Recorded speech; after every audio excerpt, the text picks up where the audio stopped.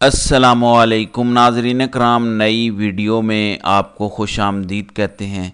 इमरान ख़ान की हकूमत गिराने के मामलात हों, नून लीग के अपने लोगों के एतराफ़ हों, फिर मरीम नवाज़ और शाहिद खाकान अब्बासी के वो बयानात कि तहरीक अदम एतमाद कब कामयाब होती है, कौन लोग आपके पीछे हों तो तहरीक एतमाद का नंबर पूरा होता है, अदरवाइज़ पूरा नहीं हो पाता।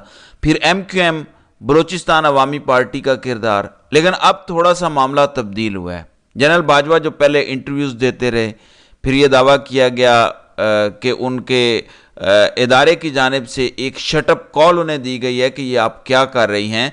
कभी आप जावेद चौधरी के साथ गुफ्तगू करते हैं, कभी शाहिद मेतला के साथ, कभी किसी और के साथ। रोज़ एक नया तनाज़ा खड़ा हो जाता है। एक तनाज़े को कवर करने के लिए बात करते हैं तो दो नए तनाज़े खड़े कर देते हैं, इसलिए आप चुप रहें। फिर वो खामोश हो गए। अब उन्होंने कुरान पाक पर हाथ रखा है, उस पर बात करते हैं। नाज़रीन इकराम, एक शादी की तकरीब थी जिसमें जनरल बाजवा शरीक थे।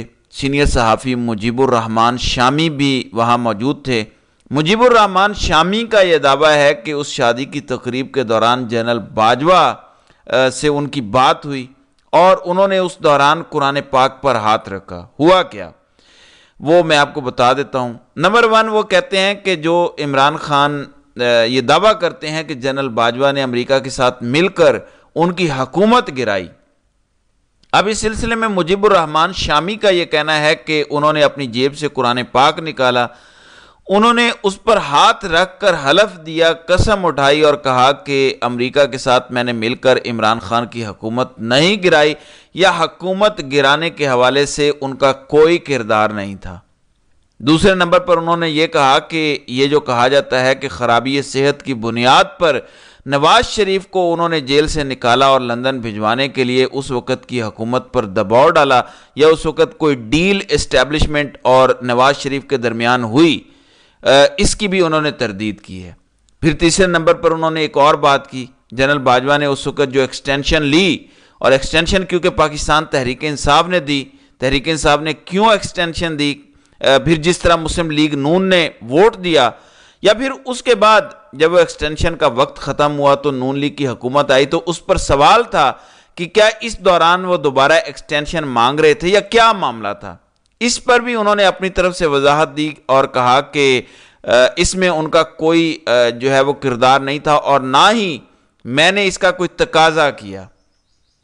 अब आते हैं नंबर 1 मामले पर, यानी जो पहला हलफ उन्होंने उठाया और कहा कि मेरा हुकूमत गिराने में कोई सियासी किरदार अदा करने में कोई ताल्लुक़ नहीं था। इस पर जनरल बाजवा ये भी कहते रहे कि मेरा सियासत से कोई ताल्लुक़ नहीं। इस दौरान जब वो पास आउट हुए थे काकोल से, तो उस पासिंग आउट परेड में भी उन्होंने कुरान पाक पर हलफ देकर कहा था कि मैं सियासत में हिस्सा नहीं लूँगा या सियासी मामला से कोई ताल्लुक़ नहीं होगा।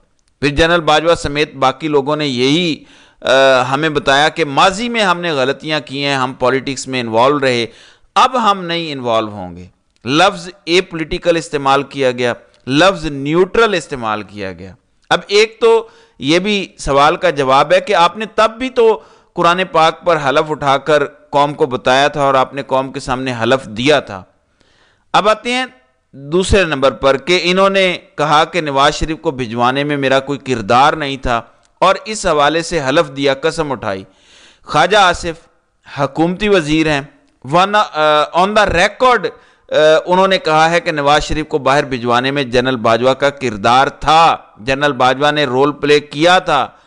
तो जिनको आपने भिजवाया है वो खुद आपका नाम लेकर कहते हैं कि ये इन्वॉल्व हैं। इमरान खान को छोड़ देते हैं, तहरीक इंसाफ को छोड़ देते हैं। कुरान पाक पे मुसलमान जब हाथ रखकर कोई बात कहता है तो यकीनन उसकी बात मान लेनी चाहिए। लेकिन मैं आपको दूसरी बात बता रहा हूं जो दावे हैं।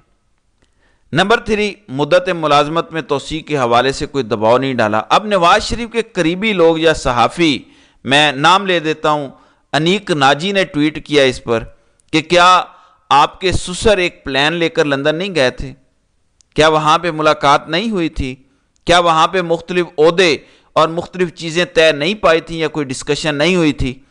तो इमरान खान का मुजीबुर रहमान शामी ने मामला और आसान कर दिया। इसे लगता है कि जनरल बाजवा कम अज़ कम اس دباؤ میں ہیں جو ان کے خلاف الزامات ہیں۔ پھر جس طرح میں نے کہا کہ قرآن پاک پر ہاتھ رکھ کر جب مسلمان کوئی بات کرتا ہے تو ہمیں اس کا یقین کرنا چاہیے۔ اب سینئر صحافی ہیں مطیع اللہ جان، وہ کہتے ہیں کہ جو شخص اپنی سروس کے دوران یہ حلف دے کر آئے کہ میں سیاست کی کسی ایکٹیویٹی میں انوالو نہیں ہوں گا، اور وہ سیاست کی ایکٹیویٹی میں انوالو ہو اور پھر وہ مانے کہ ہم نے غلطیاں کی ہیں، اور پھر وہ ایک اور حلف دے، تو اس کے کون سے حلف کا یقین کیا جائے؟ یہ بڑا امپورٹنٹ قسم کا سوال ہے۔ دوسری جانب آج 190 ملین پاؤنڈ کیس کی سماعت عدالت میں ہونی ہے۔ عدالت نے آخری سماعت پر عمران خان اور ان کی اہلیہ بشرا بی بی کا میڈیکل چیک اپ مانگا۔ عمران خان کا تو جیل میں میڈیکل چیک اپ ہو گیا تھا، اس کے بعد بشرا بی بی کا اسلام آباد کے ہاسپٹل میں چیک اپ ہوا۔ اب کل رات کو اچانک خبر آئی کہ بشرا بی بی کی طبیعت خراب ہو گئی ہے، اور بشرا بی بی کو چیک اپ کے لیے رات کو ایمبولینس بنی گالا اچانک آئی، اور اس کے بعد کچھ بتایا نہیں گیا، لیکن ایکسپریس نیوز نے یہ دعویٰ کیا ہے کہ رات کو ان کی اچانک طبیعت تیزابیت اور سینے میں تکلیف کی وجہ سے خراب ہوئی، جس کے بعد پیمز ہسپتال کی لیڈی ڈاکٹرز نے بنی گالا میں ان کا طبی معائنہ کیا۔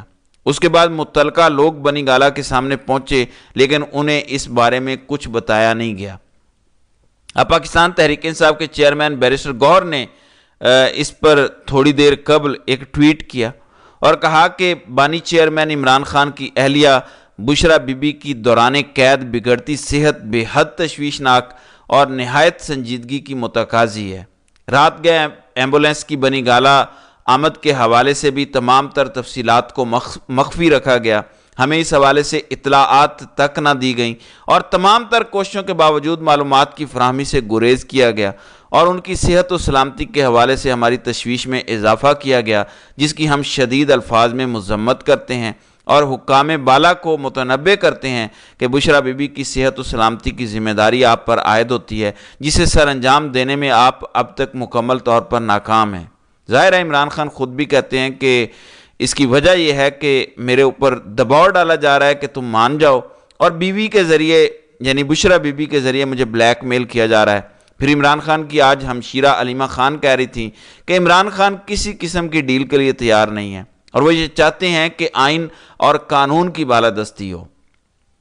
دوسری جانب ایران کے صدر کا دورہ جاری ہے، اس میں کوئی شک نہیں، موجودہ صورتحال میں ایران کے صدر کا دورہ بہت پازیٹیو ڈیولپمنٹ ہے۔